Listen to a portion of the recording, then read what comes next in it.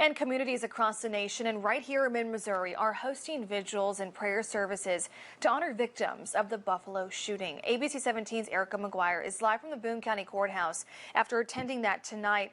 And Erica, people use this vigil not only to grieve those that are lost, but they also are calling for stronger gun laws. Deb, here at the courthouse columns, people came here tonight to pay tribute to the victims of the supermarket shooting. But they also came to call for change against gun violence so this doesn't happen again. I believe it's our duty to fight for our freedom.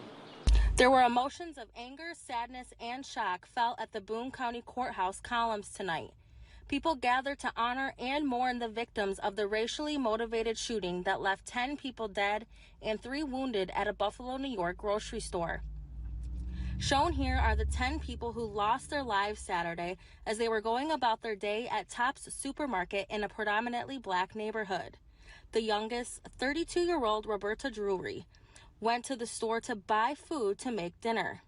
The oldest, 86-year-old Ruth Whitfield, who had been taking care of her husband who was in a nursing home. The vigil tonight, held by the We Project, is committed on working to end racial terror in communities. DeMonte Yancey attended the vigil, and he says this is something that needs to be talked about. The educational system is set the way that we see science and the way that we deliver ourselves in the society. I don't believe that there's just a quick fix to the white supremacy within itself or any sort of anti-blackness. Yancey tells me he isn't sure how to feel about the shooting, and to see elderly people killed is heartbreaking. So to see people in my grandparents' age group lose their, it's scary. It's scary.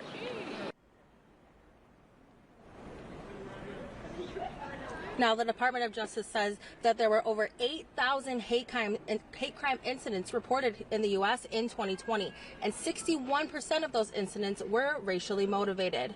For now, reporting live in Columbia, Erica McGuire, ABC 17 News. Erica, thank you. In 2020, there were 117 hate crimes reported against a person. 78 of those were racially motivated. They happened in Missouri.